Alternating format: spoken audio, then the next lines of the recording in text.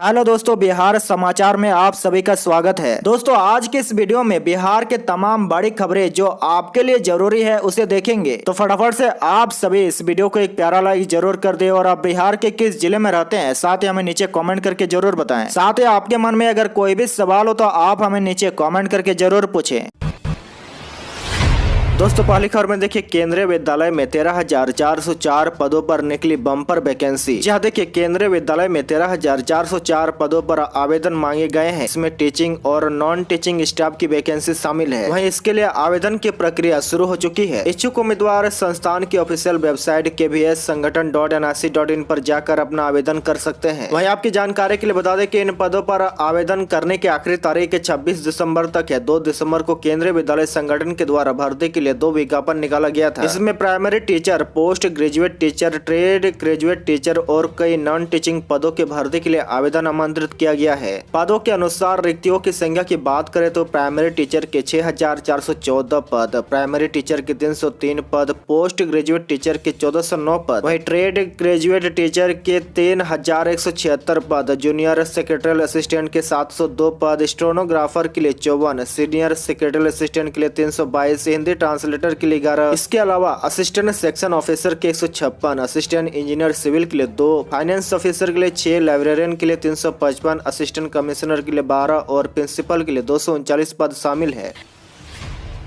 बड़ी खबर में देखिए, विधानसभा चुनाव के एग्जिट पोल में दावा, गुजरात में फिर भाजपा, हिमाचल में बीजेपी कांग्रेस के बीच कांटे का मुकाबला, आपकी झाड़ू नहीं दिखा पाई कमाल। जी देखिए, गुजरात विधानसभा के दूसरे फेज की वोटिंग सोमवार को खत्म हो गई। अब 8 दिसंबर को गुजरात के साथ ही हिमाचल प्रदेश के चुनावी नतीजों का इंतजार है। अगले 72 घंटे में यह तय हो जाएगा कि इस बार दोनों राज्यों में भाजपा वापसी करेगी या फिर कांग्रेस और आम आदमी पार्टी बाजी मार ले जाएगी। हालांकि इससे पहले सोमवार को आए एग्जिट पोल में गुजरात में 27 साल से सत्ता पर काबिज भाजपा रिकॉर्ड 7वीं बार सरकार बनती दिख रही है। वहीं हिमाचल प्रदेश में भाजपा और कांग्रेस के बीच कांटे का मुकाबला का अनुमान है। वहीं अगली बड़ी खबर में देखिए, दिल्ली एमसीडी एग्जिट पोल का दावा, एमसीडी में पहली बार आप 250 में से 146 से 71 सीटें जीतने का अनुमान, 15 साल से बीजेपी काबिज। जी देखिए, दिल्ली नगर निगम चुनाव के एग्जिट पोल आने शुरू हो गए हैं। शुरुआती रुझान में दुनिया के सबसे बड़े निगम में से एक एमसीडी की सत्ता 15 साल बाद भाजपा के हाथ से फिसलकर आम आदमी पार्टी के हाथ में जाती दिख रही है। वही देखिए, इंडिया टुडे, एक्सिस माई इंडिया और टाइम्स नाउ ईटीजी के एग्जिट पोल के मुताबिक एमसीडी में आपकी सरकार भारी बहुमत से बनती दिख रही है। भाजपा दूसरे और कांग्रेस का करीब पूरी तरह से सफाया होता दिख रहा है। आपको बता दें कि इंडिया टुडे, एक्सिस माई इंडिया के सर्वे के अनुसार एमसीडी की कुल 250 सीटों में से आपको 149 से 171, भाजपा को 69 से 91 और कांग्रेस को 3 से 7 सीटें मिलने के आसार है। वहीं देखिए, आपका आंकड़ा बहुमत यानी 126 सीटों के आंकड़ों से काफी ज्यादा है। आपकी जानकारी के लिए बता दें कि एमसीडी चुनाव 2022 के लिए इस बार 1349 उम्मीदवार मैदान में उतरे थे। इनमें से 709 महिला प्रत्याशी थे। बीजेपी और आप ने सभी 250 सीटों पर अपने अपने कैंडिडेट उतारे थे, जबकि कांग्रेस के 247 उम्मीदवारों ने चुनाव लड़ा था। वहीं जेडीयू ने 23 सीटों पर तो एआईएमआईएम ने 15 सीटों पर कैंडिडेट उतारे थे। बड़ी खबर में देखिए, खत्म कुढ़नी उपचुनाव की वोटिंग, 8 दिसंबर को आएंगे नतीजे। नीतीश से तेजस्वी की महागठबंधन व बीजेपी की प्रतिष्ठा दांव पर। देखिए, कुढ़नी उपचुनाव में 57.9% मतदान हुआ है। मुख्य निर्वाचन पदाधिकारी HR श्रीनिवास ने निर्वाचन विभाग में मतदान समाप्त होने के बाद प्रेस कॉन्फ्रेंस में इसकी जानकारी दी है। उन्होंने बताया कि 2020 में इस क्षेत्र के चुनाव में 64.19% मतदान हुआ था। उन्होंने बताया कि मतदान शांतिपूर्ण तरीके से सम्पन्न हुआ है। वहीं देखिए, जदयू प्रत्याशी व पूर्व मंत्री मनोज कुमार सिंह उर्फ मनोज खुशवाहा व भाजपा प्रत्याशी व पूर्व विधायक केदार प्रसाद गुप्ता समेत 13 उम्मीदवारों की किस्मत ईवीएम मशीन में कैद हो गई। ये वोटों की गिनती गुरुवार 8 दिसंबर को की जाएगी और इसके लिए मतगणना केंद्र RDS कॉलेज में बनाया गया है। वहीं अगली बड़ी खबर में देखिए, सिंगापुर में लालू का किडनी ट्रांसप्लांट सफल, 1 घंटे चले ऑपरेशन के बाद होश आया, हाथ हिलाकर किया अभिवादन। जी देखिए, सिंगापुर के अस्पताल में सोमवार को आरजेडी सुप्रीमो लालू प्रसाद यादव का किडनी ट्रांसप्लांट सफल रहा। 1 घंटे तक ये ऑपरेशन चला। वहीं आपकी जानकारी के लिए बता दें कि लालू को उनकी बेटी रोहिणी ने किडनी डोनेट की है। लालू से पहले रोहिणी का ऑपरेशन किया गया। फिलहाल दोनों ICU में है। लालू यादव का हाथ हिलाकर अभिवादन करते वीडियो उनकी बड़ी बेटी मिसा भारती ने शेयर किया है। उन्होंने लिखा कि हमारे लिए बहुत सुकून देने वाला क्षण था जब पापा से ICU में थोड़ी देर के लिए मिलने की इजाजत मिली। पापा ने हाथ हिलाकर आप सबकी शुभकामनाओं को वीडियो के माध्यम से स्वीकार किया और आभार व्यक्त किया है। बड़ी खबर देखिए, बिहार में मखाना के बाद अब मरचा चोड़ा को मिलेगा जीआई टैग। चंपारण के लोगों को मिलेगा ये फायदा। जी देखिए, बिहार में मखाना के बाद अब मरचा चोड़ा को भी जीआई टैग मिलेगा। पश्चिमी चंपारण जिले के मरचा चोड़ा को वैश्विक पहचान दिलाने के लिए जीआई टैग के लिए जिला प्रशासन द्वारा हर संभव प्रयास किया जा रहा है। आपकी जानकारी के लिए बता दें कि जीआई टैग मिलना एक जटिल प्रक्रिया है। बावजूद इसके जिलाधिकारी कुंदन कुमार के दिशा निर्देश के आलोक में अधिकारियों की एक पूरी टीम मरचा चोड़ा को जीआई टैग दिलाने के लिए करीब 1.5 साल से कार्य कर रही है। यह प्रयास अब अंतिम चरण में है। शीघ्र ही जिले के मरचा चोड़ा को जीआई टैग मिलने की प्रबल संभावना है। बड़ी खबर में देखिए, बीजेपी ने जेडीयू उम्मीदवार पर लगाए बूथ कैप्चरिंग के आरोप। चुनाव आयोग से रिपेलिंग की मांग की। देखिए, कोड़ने उपचुनाव के खत्म होने के बाद बीजेपी ने मुजफ्फरपुर जिला प्रशासन और जेडीयू उम्मीदवार पर गंभीर आरोप लगाए हैं। बिहार बीजेपी के प्रदेश अध्यक्ष संजय जायसवाल ने जेडीयू उम्मीदवार मनोज कुशवाहा पर बूथ कैप्चर करने का संगीन आरोप लगाया है। जायसवाल ने कहा कि जेडीयू उम्मीदवार ने जिला प्रशासन की मदद से कई बूथों पर कब्जा किया और बोगस वोटिंग की गई है। संजय जायसवाल ने चुनाव आयोग से उन सभी बूथों पर हुए चुनाव को कैंसिल कर फिर से वोटिंग कराने की मांग की है। वहीं देखिए, संजय जायसवाल ने कहा कि कोड़ने की जनता ने उपचुनाव में भारतीय जनता पार्टी का पूरे दिल से साथ दिया है। उन्होंने जेडीयू उम्मीदवार मनोज कुशवाहा पर बूथ कैप्चर करने का संगीन आरोप लगाया है। संजय जायसवाल ने कहा कि जेडीयू उम्मीदवार मनोज कुशवाहा ने प्रशासन के साथ मिलकर बूथ संख्या 120, 121, 122 और 123 को अंतिम घंटों में कब्जे में लेकर बूथ कैप्चरिंग की है। बार बार बोलने के बावजूद जिला प्रशासन की तरफ से कोई संज्ञान नहीं लिया गया है। इसके अलावा संजय जायसवाल ने आरोप लगाया कि बूथ संख्या 67, 68, 110, 111, 112, 113, 114, 231 और 232 पर जेडीयू के अपराधियों ने खुलेआम बूथ कैप्चरिंग किया और इन बूथों पर लगातार 3 घंटे तक बोगस वोटिंग होती रही।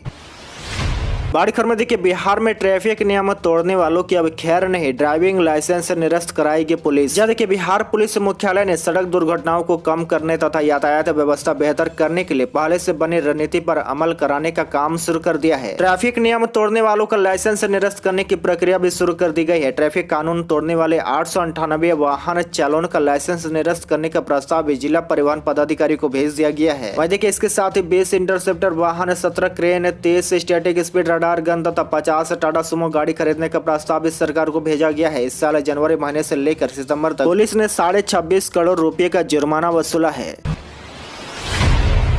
बड़ी खबर में देखिए, बिहार में शराबबंदी को लेकर बड़ी सख्ती। नवंबर में हर दिन 4282 छापेमारी, 1529 लोग गिरफ्तार। देखिए, बिहार में शराब के खिलाफ चलाए जा रहे अभियान को लेकर सख्ती लगातार बढ़ती दिख रही है। इसका अंदाजा इससे लगाया जा सकता है कि सिर्फ पिछले 1 महीने यानी नवंबर माह में हर दिन 4282 छापेमारी की गई, जिसमें औसतन 1529 लोग हर दिन गिरफ्तार किए गए। वहीं देखिए, सोमवार को साप्ताहिक प्रेस कॉन्फ्रेंस में मद्य निषेध उत्पाद एवं निबंधन विभाग के आयुक्त बी कार्तिक धनंजय ने बताया कि नवंबर महीने में पुलिस और मद्य निषेध विभाग ने मिलकर 1.28 लाख से अधिक छापेमारी की है, जिनमें से 22,226 मामले दर्ज करते हुए 45,876 अभियुक्तों को गिरफ्तार किया गया है। वहीं देखिए, आयुक्त ने बताया कि सिर्फ मद्य निषेध विभाग हर दिन औसतन 834 गिरफ्तारी कर रहा है। इनमें सरकारी कर्मी से लेकर डॉक्टर, अधिवक्ता व जनप्रतिनिधि से लेकर विभिन्न क्षेत्रों से जुड़े लोग भी शामिल है। बड़ी खबर में देखिए, बिहार के गांवों की गलियां अब होगी रोशन। मार्च तक पंचायतों में लगेगी 3 लाख से अधिक सोलर स्ट्रीट लाइट। देखिए, बिहार में अब गांवों की गलियों को भी रोशन किया जा रहा है। इसके लिए सरकार द्वारा राज्य के सभी 8058 ग्राम पंचायतों में 3,22,320 सोलर स्ट्रीट लाइट लगाने का सख्त निर्देश दिया गया है। वहीं देखिए, पंचायती राज मंत्री मुरारी प्रसाद गौतम की अध्यक्षता में सोमवार को सोलर स्ट्रीट लाइट के आपूर्तिकर्ता और इंस्टॉल करने की एजेंसियों के प्रतिनिधियों के अलावा ऊर्जा विभाग और ब्रेडा के पदाधिकारियों के साथ समीक्षा की बैठक में स्पष्ट निर्देश दिया गया कि मार्च 2023 तक राज्य के हर ग्राम पंचायत के 4 वार्डों में 40 स्ट्रीट लाइट स्थापित कर दिए जाए। बड़ी खबर में देखिए, जीएसटी कलेक्शन में टॉप पर बिहार। नवंबर में 21,000 करोड़ से ज्यादा का राजस्व जमा। देखिए, बिहार के वाणिज्य कर मंत्री विजय कुमार चौधरी ने बताया कि इस साल नवंबर महीने में जीएसटी कलेक्शन बीते वर्ष के मुकाबले 28% ज्यादा है। जीएसटी कलेक्शन में बिहार पूरे देश में अव्वल है। वहीं उत्तर प्रदेश, महाराष्ट्र, कर्नाटक और तमिलनाडु के मुकाबले बिहार में जीएसटी कलेक्शन कई गुना ज्यादा है। नवंबर महीने में बिहार में जीएसटी, वैट समेत अन्य टैक्स के जरिए 21,883 करोड़ रुपए राजस्व के तौर पर जमा हुए हैं। वहीं इसके अलावा उत्तर प्रदेश में 9%, महाराष्ट्र में 16%, कर्नाटक में 13% और तमिलनाडु में 10% का इजाफा हुआ है, जबकि बिहार में नवंबर माह में जीएसटी कलेक्शन में 28% की बढ़ोतरी हुई है। बड़ी खबर में देखिए, ललन सिंह दूसरी बार बने जेडीयू के राष्ट्रीय अध्यक्ष। अनिल हेगड़े ने की घोषणा, 10 दिसंबर को औपचारिक ऐलान। देखिए बड़ी खबर, राजीव रंजन उर्फ ललन सिंह जदयू के निर्विरोध राष्ट्रीय अध्यक्ष निर्वाचित हो गए हैं। 2 दिन पूर्व दिल्ली के राष्ट्रीय कार्यालय में इस पद पर उनका नामांकन हुआ था। सोमवार 5 दिसंबर को स्क्रूटनी का कार्य पूर्ण होने के बाद जदयू के राष्ट्रीय चुनाव अधिकारी व राज्यसभा सांसद अनिल हेगड़े ने ललन सिंह की दोबारा निर्विरोध निर्वाचित किए जाने की घोषणा की है। बड़ी खबर में देखिए, राज्य के अस्पतालों में 2 पालियों में होगी ओपीडी। देखिए राज्य के सरकारी अस्पतालों में ओपीडी का समय बदलेगा। अब 1 पाली में चल रही ओपीडी की 2 पालियों में करने की योजना पर काम चल रहा है। विभाग ने तय किया कि सदर अस्पतालों, अनुमंडल अस्पतालों, पीएचसी आदि में पहली पाली सुबह 9 बजे से 1 बजे तक होगी। इसके बाद 2 घंटे का विश्राम होगा, फिर दूसरी पाली 3 से 5 बजे तक होगा। स्वास्थ्य विभाग की ओर से जल्द इस बाबत आधिकारिक निर्णय लिया जाएगा। सरकारी अस्पतालों की ओपीडी में प्राय अभी मरीजों का उपचार सुबह 8-9 से 2 बजे के बीच हो रहा है, लेकिन ग्रामीण इलाके या छोटे शहरों के अस्पतालों में तय समय में मरीजों को उपचार नहीं हो रहा है। तय अवधि में चिकित्सक या अन्य स्वास्थ्य कर्मी अस्पताल में नहीं रहते हैं। खासकर दूर दराज या ग्रामीण इलाकों के अस्पतालों से विभाग को इस तरह की शिकायतें मिल रही थी, इसलिए सरकार ने ओपीडी की व्यवस्था को और कारगर करने का निर्णय लिया है। बड़ी खबर में देखिए, राज्य में दिन और रात के तापमान में गिरावट शुरू। दिसंबर के दूसरे सप्ताह से बढ़ेगी और ठंड। देखिए राज्य में दिन और रात के तापमान में गिरावट शुरू हो गई है। मौसम विभाग के अनुसार दिसंबर के दूसरे सप्ताह में ठंड बढ़ने के आसार है। वहीं दूसरी ओर तेजी से लुढ़क रहे न्यूनतम तापमान के कारण रात में ठिठुरन की स्थिति शुरू हो गई है। वहीं देखिए दिन में धूप जाने से लोगों को थोड़ी राहत जरूर मिल रही है, लेकिन शाम के 4 बजे से धूप की धमक खत्म हो जाती है। मौसम विभाग के अनुसार राज्य में पिछले 24 घंटे में न्यूनतम तापमान 9.5 डिग्री सेल्सियस दर्ज किया गया। वहीं अधिकतम तापमान 26.5 डिग्री सेल्सियस रहा है। वहीं देखिए मौसम विभाग के पूर्वानुमान के अनुसार 7 दिसंबर तक आसमान साफ रहेगा। वहीं सुबह के समय हल्का कुहासा छाया रहेगा। इसी बीच 3 से 5 किलोमीटर प्रति घंटे की रफ्तार से पछुआ हवा चलेगी। वहीं देखिए ठंड की शुरुआत के साथ ही ब्रेन हेमरेज व स्ट्रोक का खतरा बढ़ जाता है। अचानक तेज सिर दर्द, उल्टी या बेहोशी छाने लगे तो हेमरेज की आशंका ज्यादा होती है। आज के लिए बस इतना ही। इसी तरह बिहार के डेली न्यूज देखने के लिए आप हमारे चैनल को जरूर सब्सक्राइब करें।